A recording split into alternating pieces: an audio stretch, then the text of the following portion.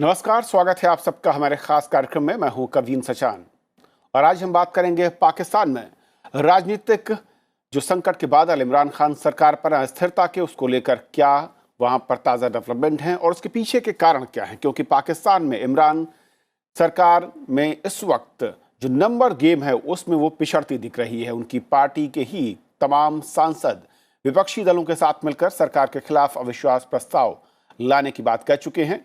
और इस बीच पाकिस्तान के प्रधानमंत्री ने आर्मी चीफ से मुलाकात की और कहा जा रहा है कि जिस तरीके से वहां पर अब संख्या बल विपक्ष के साथ नजर आता दिख रहा है, पाकिस्तान में सरकार पर संकट के बादल गहराते जा रहे हैं। उससे बचने के लिए इमरान खान नए नए तरीके इस वक्त जो विकल्प है उनकी तरफ बढ़ रहे हैं। असल में किस तरीके से राजनीति वहां पर करवट ले रही है, उसके पीछे के कारण क्या है और उसका इंपैक्ट अगर मैं कहूं कि जो पड़ोसी देश हैं वहां पर क्या होगा, वो भी समझेंगे। हमारे साथ तीन बेहद खास मेहमान हैं। हमारे साथ दिलीप सिन्हा साहब हैं, पूर्व राजदूत। सर, बहुत बहुत स्वागत है आपका। हमारे साथ अरविंद गुप्ता जी हैं, डायरेक्टर VIF से। अरविंद जी, स्वागत है आपका। और डॉक्टर श्रीराम चौलिया हैं, विदेश मामलों के जानकार। आपका भी बहुत बहुत स्वागत।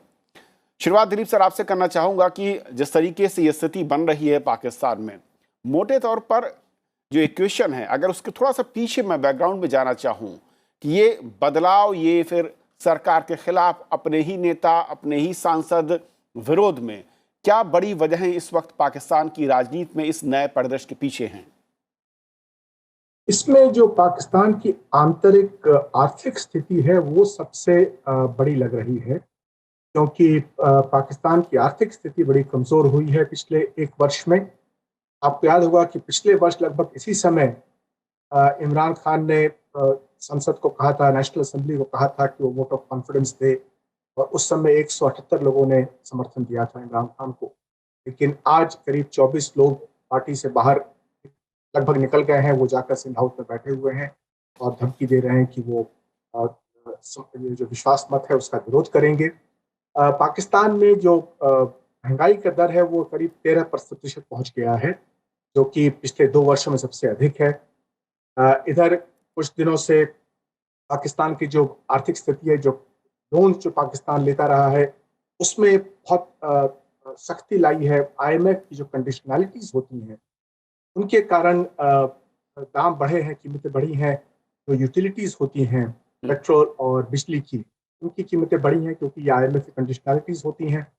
तो इन सब कारणों से लोगों में एक रोष फैल रहा है कि आर्थिक स्थिति को नहीं संभाल पा रहे हैं इमरान खान, और उसी का फायदा उठा रहे हैं ये 24 के सांसद हैं जो MNA कहते हैं, Pakistan member of national assembly, जो अलग हो गए हैं और इमरान खान को अलग अलग तरीके ढूंढने पड़ रहे हैं, कुछ संवैधानिक और कुछ असंवैधानिक, उनको रोकने के।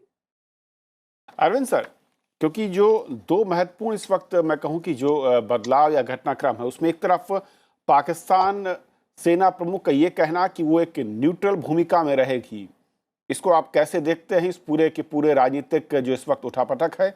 और वहीं दूसरी ओर जो विकल्प है, इमरान खान इंतजार कर रहे हैं कोर्ट के उस आदेश का जहां पर जो डिफेक्शन की कहानी है उसको लेकर, उसके फैसले को लेकर, ये दोनों जो विकल्प हैं सरकार के लिए, वो कितने संकट मोचक हो सकते हैं? ये मुझसे है प्रश्न? जी जी सर।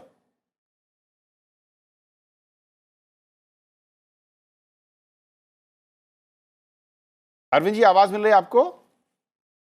जी हाँ, सॉरी जी सर। आपने जो आज की स्थिति है पाकिस्तान में बन रही, उसका आगे कैसे वो खुलती है, ये निर्भर करेगा कि पाकिस्तान आर्मी और पाकिस्तान आर्मी चीफ पर्टिकुलरली वो इसके ऊपर किस प्रकार का रुख अपनाते हैं।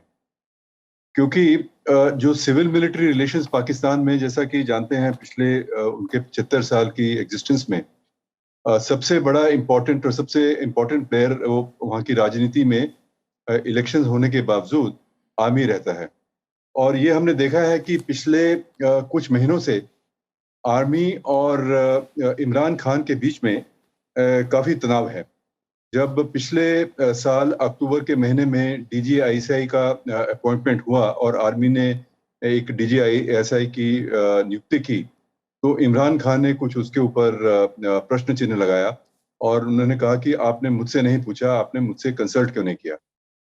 तो अभी जो हो रहा है पाकिस्तान की राजनीति में, उसका अगर इमीडिएट ट्रिगर आप ढूंढें तो मुझे लगता है कि शायद वो पाकिस्तान आईएसआई चीफ की नियुक्ति को लेकर जो तनातनी हुई, ये उससे शुरू होता है।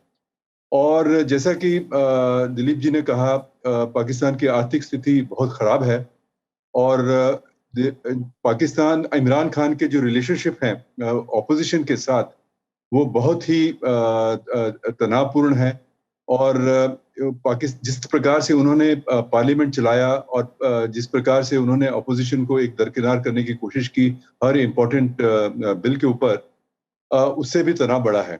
और चूंकि उनकी मेजॉरिटी केवल 6 की है, 6 या 7 की है पार्लियामेंट में, तो उनकी स्थिति बड़ी नाजुक है। और अपोजिशन पिछले कई समय से ये कोशिश कर रही थी कि किस प्रकार से इमरान खान को घेरा जाए, और पहले भी एक नो कॉन्फिडेंस मोशन लाने की एक कोशिश भी की गई थी, लेकिन उसका कुछ बना नहीं। तो अब उनको एक ऐसा मौका आया है कि शायद वो इमरान खान को डिस्टेबलाइज कर सके। लेकिन अभी तक जो था, ये पाकिस्तान गवर्नमेंट और इमरान खान और पीटीआई ये लोग कह रहे थे कि आर्मी और government they are on the same page, वो एक ही पृष्ठ पर हैं। अब क्या अभी भी वो एक ही पृष्ठ पर हैं? ये अभी लगता है कि वो स्थिति बन रही है कि जब आर्मी को एक व्यू लेना पड़ेगा और वो शायद जो न्यूट्रलिटी की बात करते हैं उसके ऊपर एक व्यू लेना पड़ेगा। तो अभी कहना मुश्किल है कि एग्जैक्टली क्या होगा, क्योंकि उनकी राजनीति में कई मोड़ आ सकते हैं और अभी लीगल इशू भी एक जैसे कि आपने कहा है। तो अगले कुछ दिनों में ये स्पष्ट होगा कि इमरान खान रहेंगे या नहीं रहेंगे, और उनके विरुद्ध जो है अविश्वास प्रस्ताव जब आएगा तो उसका नतीजा क्या होगा। लेकिन मुझे लगता है कि पिछले सन 2018 के बाद ये इमरान खान के लिए सबसे संकट भरा समय है, और हो सकता है कि अब वहाँ एंड गेम शुरू हो गई हो। लेकिन आर्मी के सामने जो एक दिक्कत ये आएगी कि वो किसको लेके आए। अगर इमरान खान जाएं तो वो किसको एंडोर्स करें वहां पे, क्योंकि ऑपोजिशन में जो शहबाज शरीफ हैं, जो कि पीएमएल नवाज के इस समय उसके सब चला रहे हैं, जी। क्या वो आर्मी के साथ उनके कोई साठगांठ बनेगी या नहीं बनेगी। और फिर इलेक्शंस के अभी समय काफी कम रह गया, लगभग 1 साल बचा है। तो पाकिस्तान में जो अस्थिरता है उसको कैसे, उसके जाने के बाद अगर इमरान चले भी जाएं तो उसकी स्थिरता, क्या पाकिस्तान में एक राजनीतिक स्थिरता आएगी, ये कोई इसके लिए कोई कॉन्फिडेंस के साथ नहीं कहा जा सकता। बिल्कुल सर, ये बहुत महत्वपूर्ण सवाल आपने कहा कि राजनीतिक स्थिरता कैसे, अगर सेना बैकअप नहीं करती इमरान सरकार को, तो फिर राजनीतिक स्थिरता जो बचा हुआ वक्त है चुनाव से पहले का, उसको कैसे वो देखेगी। डॉक्टर श्रीराम चौलिया, जो महत्वपूर्ण चीज़ की सेना, जैसे कि कहा अरविंद सर ने कि असल में जब आईएसआई चीफ की नियुक्ति होनी थी वहीं से वो रिश्ते शुरू हुए थे, और अब जब मुलाकातों का दौर शुरू हुआ है तो इमरान खान फिर वहीं पर दस्तक दे रहे हैं, वहीं पर मैं कहूँ तरीके से पहुंच रहे हैं अपनी सरकार को बचाने के लिए। चांसेस जो मैं कहूँ कि समीकरण है सेना और साथ ही साथ इमरान सरकार के, वो क्या इस तरीके से बदलते हुए नजर आ रहे हैं कि एक बार फिर से उनका हाथ सरकार के ऊपर रहे, या फिर विपक्ष में किसी ऐसे नेता की कमी या फिर किसी नेता को उभारने के लिए भी सेना के पास विकल्प नहीं है?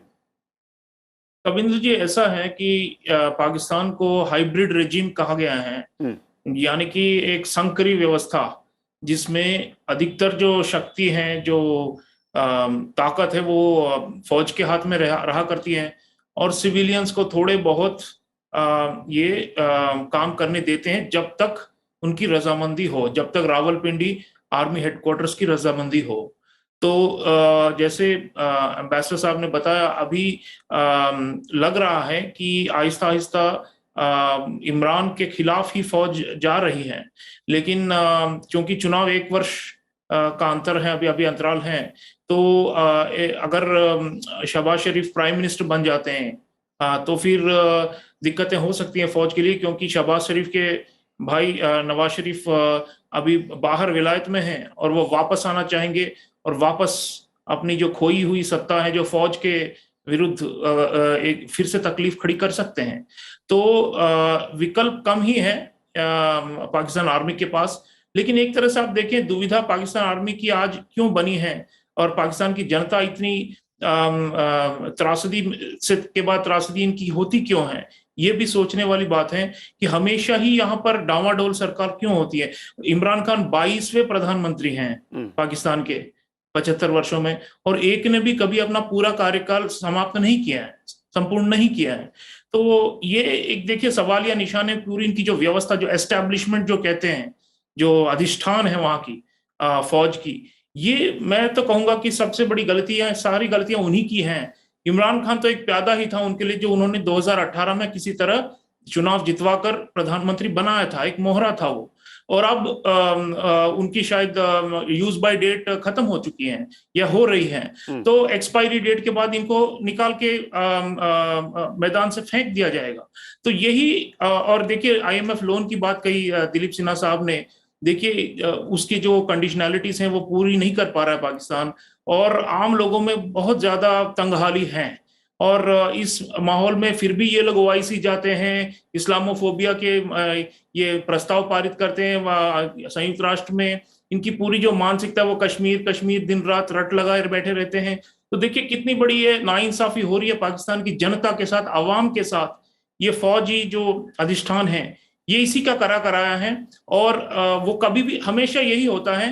नवाज शरीफ के साथ भी हुआ था, भुट्टो के साथ भी यही हुआ था, और अब इमरान के साथ भी यही हो रहा है कि पहले तो इन्हें रिझाकर इन्हें बनाते हैं, इनको जैसे सर पर मुकुट पहनाते हैं, फिर आहिस्ता आहिस्ता इन दोनों में अनबन शुरू हो जाती है, और फिर बाद में टूट जाती है, और फिर मिलिट्री आखिर में सब कुछ अपने हाथ ले लेता है वापस। तो ये जो गेम है ये एक तरह से साइकिल की तरह चलता आ रहा है लगातार, विशियस साइकिल जो हम कहते हैं अंग्रेजी में। तो इससे बाहर उबर कर नहीं आया है। तो एक बड़े पैमाने पर अगर आप देखें, चाहे vote of confidence Imran Khan जीते या ना जीते, लेकिन पाकिस्तान की आवाम हारी है, पाकिस्तान की जो पूरी जो सिविल मिलिट्री बैलेंस है वो हारी है। और देखिए अब उसकी वजह से असंतुलन जो है वहां पर अंदर, उसके बाहर के देशों में क्या क्या परिणाम है, वो अफगानिस्तान में क्या उसका क्या असर होगा, भारत पर क्या असर होगा, ये देखने वाली चीज है। क्योंकि डॉक्टर श्रीराम चौधरी, मैं इस पर भी आऊंगा कि जो पड़ोसी देश है वहां पर इस उथल-पुथल, इस संकट का इम्पैक्ट क्या होगा, कैसे इससे हम दूर रह सकते हैं। लेकिन दिलीप सर, जो इस वक्त समीकरण देख रहे हैं, ऐसा लगता है, और आप बेहतर समझा पाएंगे हमारे दर्शकों को, कि नेशनल असेंबली जो है उसके हाथ में बहुत कुछ नहीं है, यानी कि सत्ता में वो रहेंगे या नहीं रहेंगे, अब ये या तो ये कोर्ट के ऑर्डर से तय हो जाएगा, या फिर सेना प्रमुख, या फिर मैं कहूं कि नेशनल असेंबली के पास कुछ बचता है, या फिर वो सिर्फ एक जो टूल है उसकी तरह काम करने वाली है। हाँ, जहाँ तक संविधान का सवाल है, उसमें प्रावधान है कि national assembly vote of no confidence पारित कर सकता है और सरकार गिर जाएगी यदि पारित हो जाता है तो। और ये वोट जो है वो 28 मार्च को तय किया गया है। रूलिंग पार्टी अलायंस जो है उसके पास 5 या 6 की मेजॉरिटी है, 24 लोग बाहर निकल चुके हैं, इसलिए वर्तमान स्थिति जो है उसमें ऐसा लगता है कि सरकार ये वोट ऑफ नो कॉन्फिडेंस हार जाएगी नेशनल असेंबली में। सरकार की कोशिश है कि वो सुप्रीम कोर्ट में जाकर वहां पर ये कहे कि ये जो 24 MNA हैं, सांसद हैं, इनको डिस्क्वालीफाई कर दिया जाए। लेकिन पाकिस्तान संविधान में जो प्रावधान है वो है कि जब ये सांसद वोट करते हैं सरकार के विरुद्ध, अपनी या अपने दल के विरुद्ध, तब उन्हें डिस्क्वालीफाई किया जा सकता है, न कि पहले। उन्होंने अभी तक वोट तो किया नहीं है, वोट करने के बाद वो डिस्क्वालीफाई हो सकते हैं। इमरान खान का प्रयास ये है कि वो सुप्रीम कोर्ट से कहें कि वो पहले ही उन्हें डिस्क्वालीफाई कर दे। अब सुप्रीम कोर्ट देखना हो कि सुप्रीम कोर्ट क्या उनकी इस बात को मानता है, या संविधान के अनुसार कहता है कि जब वोट होगा उसके बाद ही उन्हें डिस्क्वालीफाई किया जा सकता है। वोट में तो हार जाएंगे इमरान खान यदि वर्तमान स्थिति बनी रहे तो। इमरान खान के जो प्रमुख नेता है शेख रशीद अहमद ने कहा है, इनको निमंत्रण दिया है वापस पार्टी में आ जाओ, तुम्हारे खिलाफ कोई कार्रवाई नहीं होगी। लेकिन ये लोग जाके सिंध हाउस में बैठे हुए हैं क्योंकि उन्हें डर है। सिंध में, जैसा आपको मालूम है कि सिंध में PPP की सरकार है, तो सिंध हाउस में ये लोग अपने आप को सुरक्षित महसूस करते हैं, और इनको लगता है कि यहाँ पर हम रह सकते हैं ताकि इमरान खान उन्हें वापस तोड़ नहीं सके। असंवैधानिक तरीके जो हैं वो है वही सेना के साथ मिलकर कुछ कार्रवाई करने की, जबकि जैसा कि अरविंद जी ने और श्री राम जी ने कहा कि इमरान खान को इस वक्त सेना का समर्थन होगा या नहीं होगा उस पर कोई विश्वास नहीं है। यही परिस्थिति है जिसमें कि इमरान खान को इसी प्रकार अपने जो उठे हुए सांसद हैं उन्हें धमकाकर या फुसलाकर वापस बुलाना होगा। लेकिन दिलीप सर, एक चीज और समझना चाहूंगा आपसे कि अगर सेना अपना हाथ इमरान सरकार से हटाती है, जैसा कि जिक्र कह रहे थे अरविंद सर, कि विकल्प के तौर पर किसे खड़ा कर पाएगी, क्योंकि वक्त जिस तरीके से और वहां पर राजनीतिक स्थिरता भी एक कारण होगी, या फिर ये महज मैं कहूं कि एक दिखावे के लिए हो सकता है, और पाकिस्तान में पहले भी ऐसा कई बार हुआ है जहां पर अस्थिरता रही और उसके बाद फिर चुनाव। देखिए, सेना के लिए जरूरी नहीं है कि वो किसी विकल्प को ले आए। ऐसा पहले कई दफा हुआ है कि सेना ने सरकार को निकाल दिया है और स्वयं सत्ता में आ गई है किसी न किसी रूप में। और ऐसी परिस्थिति में पाकिस्तान की जो राजनीतिक स्थिति है उसमें एक बात हमें समझनी चाहिए कि जो राजनीतिक दल हैं वो आपस में इतने टूटे हुए हैं और आपस में इतना अंतर विरोध है उनमें, वो सेना को प्रेफर करेंगे कि सेना आ जाए, वो उनकी प्राथमिकता होगी, न कि इमरान खान या कोई और राजनीतिक दल सत्ता में आए। तो यदि आज की तारीख में बाजवा इमरान खान को निकालते हैं तो मेरे ख्याल से सारे विपक्षी सेना का समर्थन करेंगे, क्योंकि उन्हें लगेगा कि इमरान खान तो गया, अब 2-3 साल सेना सरकार चलाए, उसके बाद कोशिश देखेंगे सत्ता वापस सरकार, चुनाव होते हैं और कौन नेता आता है। ये जरूरी नहीं है कि सेना किसी विकल्प को लेकर आए और उसके बाद ही इमरान खान को निकाले। Right sir. अरविंद सर, क्योंकि जिस तरीके से जो संविधान है उसके मुताबिक तो जब तक इमरान के खिलाफ उनकी पार्टी के सदस्य वोट नहीं करते तब तक एंटी डिफेक्शन लागू नहीं होता है, और ऐसे में ये जो एक उम्मीद है ये भी टूटती दिख रही है इमरान खान की। लेकिन सवाल ये है कि विपक्षी दलों के जो मैं कहूँ कि उनके गोल हैं और जो सेना के गोल हैं वो यहाँ पर कॉमन दिखते हैं, यानी कि वहाँ पर एक मत या सहमति दिखती है और वही एक रास्ता या फिर मैं कहूँ विकल्प पाकिस्तान की राजनीति का भविष्य नजर आता है। जी हाँ, राजनीतिक अस्थिरता तो पाकिस्तान में अब बढ़ने वाली है। जैसे कि दिलीप जी ने कहा, आर्मी डायरेक्टली इंटरवीन कर सकती है अगर वहां पे अराजकता बढ़ती है और अस्थिरता बढ़ती है, तो आर्मी का दोबारा आना एक डायरेक्ट रूप में एक बड़ी संभावना नजर आती है। लेकिन उसके भी कई दुष्परिणाम हो सकते हैं, तो इंटरनेशनल रिपरकशंस पाकिस्तान के लिए काफी खराब हो सकते हैं। उनकी आर्थिक स्थिति बहुत खराब है, उनको शायद IMF की लोन्स की जरूरत पड़ सकती है, उनको यूरोपियन यूनियन से और उनको अमेरिका से कई तरह की मदद की दरकार है, तो ये सब उनके लिए बड़ा मुश्किल हो जाएगा। FATF में उनका वैसे ही वो ग्रे लिस्ट में है, तो उनको इंटरनेशनल रिलेशंस में अपने आप को एक मैनेज करना उनके लिए बड़ा दिक्कत वाली बात हो जाएगी। और अगर वो विकल्प ढूंढने की कोशिश करते हैं तो वो इतना आसान नहीं होगा।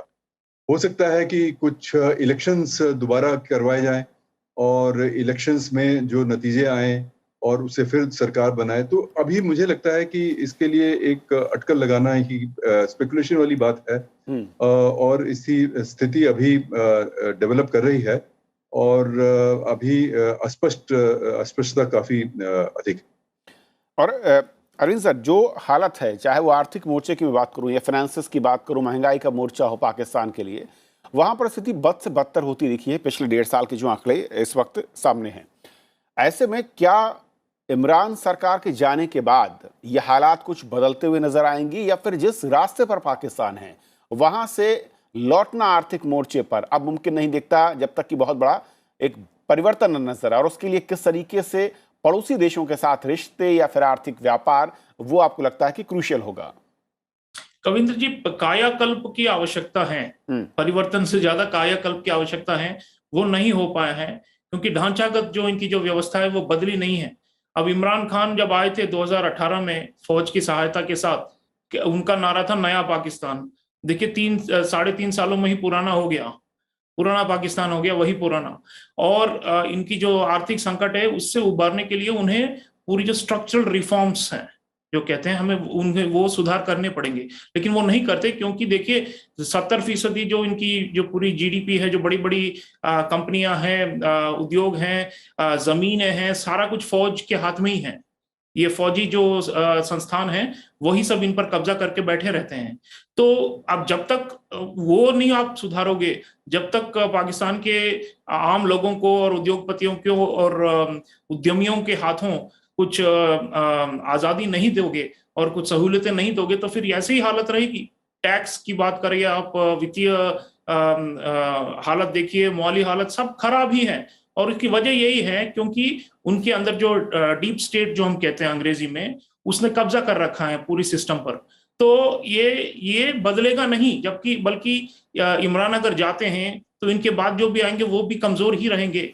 हालांकि एक चीज हो सकती है कि बहुत बड़े मैंडेट के साथ, मान लीजिए शरीफ भाई या फिर बिलावल भुट्टो और रासिफ जरदारी जो पीपल्स पार्टी के हैं, इनमें से दो या मिलकर बहुत बड़ी एक नेशनल यूनिटी गवर्नमेंट की तरफ बनाए, तब जाकर आपको लगेगा कि शायद एक सिविलियन आखिरकार 75 वर्षों के बाद एक सिविलियन अथॉरिटी वापस आए। तो मुझे नहीं लगता तो कि ढांचागत कोई कायाकल्प होने वाला है।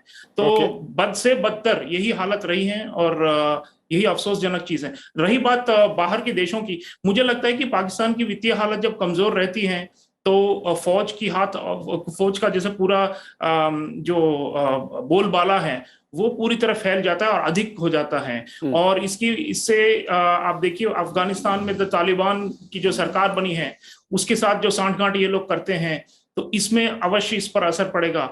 कश्मीर में जो जिहाद का इनका 30-35 वर्षों से इनका ये एक मंसूबा रहा है, उस पर भी अवश्य ये लोग कुछ ना कुछ हानिकारक कार्य या कुछ भड़काऊ कार्य करने की कोशिश करेंगे, ताकि फौज के पीछे पूरे पाकिस्तान की आवाम को एक तरह खड़ा कर सके जब वो इतने संकट में, और उन्हें भूल जाएं कि आर्थिक और सामाजिक जो न्याय है उन सब चीजों को भूलकर आप इस्लाम और जिहाद का नाम लेकर एक संघर्ष छेड़ना चाहेंगे। तो मैं समझता हूँ कि बहुत ही नाजुक दौर है ये, और पाकिस्तान के अंदर जितनी ज्यादा अस्थिरता रहेगी, एक ये जो रिलीजियस पार्टीज हैं इनके भी बहुत सारे नुमाइंदे हैं जो कि पूरे देश को जैसे स्टैंड स्टिल पे खड़ा कर देते हैं सड़कों पे आकर।